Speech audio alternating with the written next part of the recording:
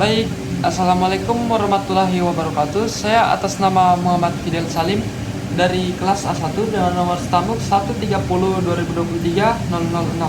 Saya di sini akan menjelaskan tentang materi modul 1 serta modul 2 yang diberikan oleh asistensi lab saya, yaitu Kak Nurul Asmi, dengan tujuan untuk mengikuti susulan atau remedial yang diberikan oleh Kak Aslab saya, yaitu pada materi modul 1 serta modul 2. Oke, pertama-tama di sini saya akan menjelaskan tentang materi modul 1, yaitu materinya yang berjudul tentang pembahasan sintaks dasar pada Java. Pertama-tama yaitu memasuki pada teori dasarnya. Teori dasarnya termasuk juga pada tipe data. Tipe data di sini tergolong menjadi dua, yaitu ada tipe data primitif serta tipe data referensi. Yang pertama yaitu tipe data primitif. Tipe data primitif adalah tipe data yang digunakan untuk merepresentasikan nilai tunggal tersebut. Dan juga di sini tipe data primitif terbagi menjadi tiga, yaitu ada yang pertama yaitu tipe data numerik. Tipe data numeriknya juga di sini yaitu tergolong menjadi beberapa bagian, yaitu ada byte, short, integer, long, float, serta double. Yang kedua ada tipe data karakter. Tipe data karakter sendiri di sini tergolong menjadi satu bagian, yaitu char. Yang ketiga yaitu ada tipe data pengkondisian. Tipe data pengkondisian yang di sini menggunakan boolean. Yang kedua yaitu saya akan menjelaskan tentang tipe data referensi. Tipe data referensi adalah tipe data yang mereferensikan objek yang dibuat dari kelas tertentu. Contoh tipe data referensi adalah string dan array. Yang pertama, string. String merupakan tipe data yang digunakan untuk mempresentasikan teks atau karakter.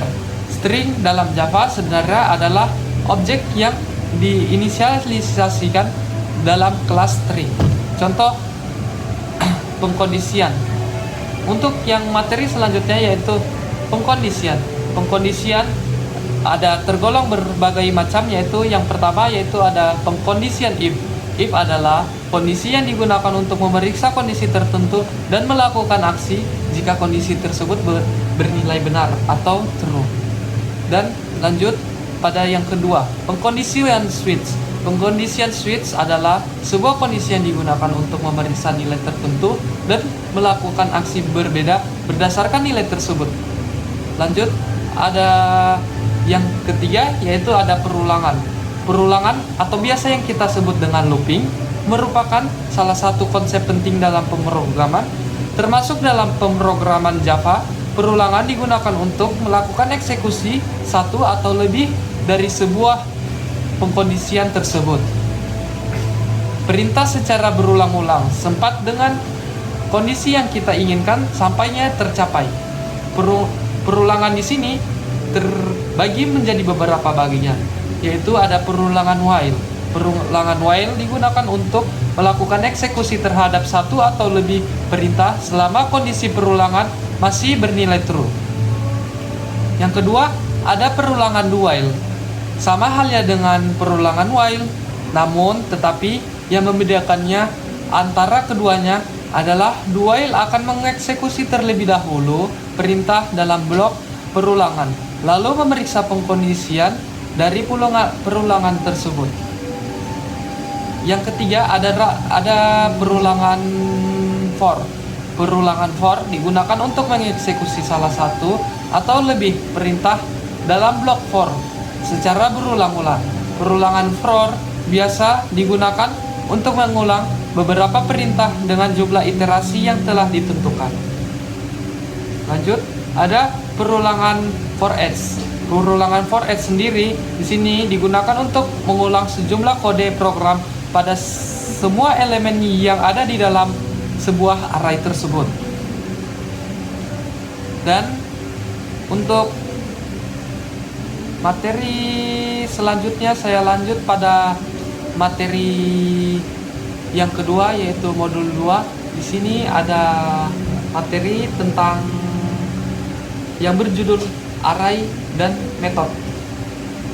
Lanjut, saya akan menjelaskan tentang yang pertama-tama, kemungkinan saya akan menjelaskan tentang array. teori dasarnya. Array adalah kumpulan elemen-elemen data dengan tipe data yang sama, yang diatur dalam urutan tertentu dan dapat diakses menggunakan indeks atau nomor urut tersebut. Contoh array list yang kedua. Array list merupakan salah satu struktur data yang biasa digunakan untuk menyimpan kumpulan data dengan tipe yang sama secara dinamis. Artinya, ukuran array list dapat berubah-ubah sesuai dengan kebutuhan dan jumlah data yang ingin kita simpan. Lanjut, saya akan menjelaskan tentang mungkin materi berikutnya pada modul 2, yaitu tentang metode yang biasa kita gunakan dalam pemrograman kita.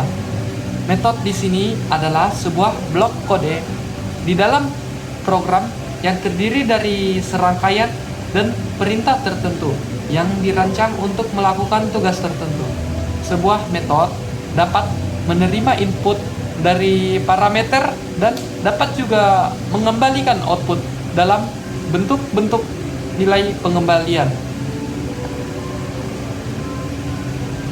Contoh bentuk metode yang tidak berparameter tersebut ada seperti akses, garis bawah, modifier, jenis metode, nama metode, dalam kurung, tutup kurung, dan buka kurung kurawal.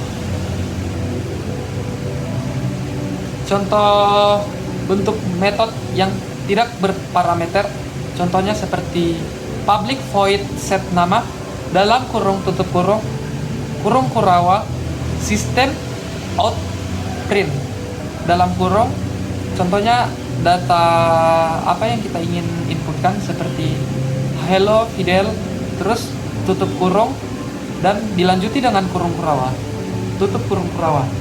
Yang berikutnya, bentuk umum metode yang menggunakan parameter, contohnya seperti ini, akses garis bawah modifier, terus jenis metodenya, dan nama metode dalam kurung, tipe data, nama variabelnya, tutup kurung, buka kurung kurawal, dan tutup kurung kurawal.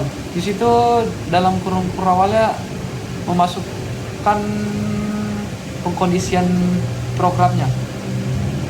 Contoh bentuk metode yang menggunakan parameter: public void set nama, dalam kurung string nama, tutup kurung, buka kurung, system out print, dalam kurung, misal input apa yang kita inginkan, contohnya seperti Muhammad Fidel Salim 130-2003-006.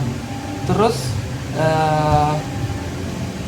dilanjuti dengan tambah nama, tutup kurung, serta dilanjuti dengan kurung kurawal.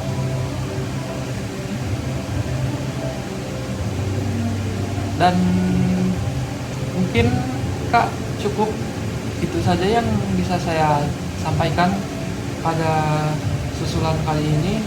Mohon maaf Kak jika ada salah kata serta ucapan kata yang mungkin agak kurang. Saya atas nama Muhammad Fidel Salim kelas A1 mengucapkan terima kasih. Wassalamualaikum warahmatullahi wabarakatuh.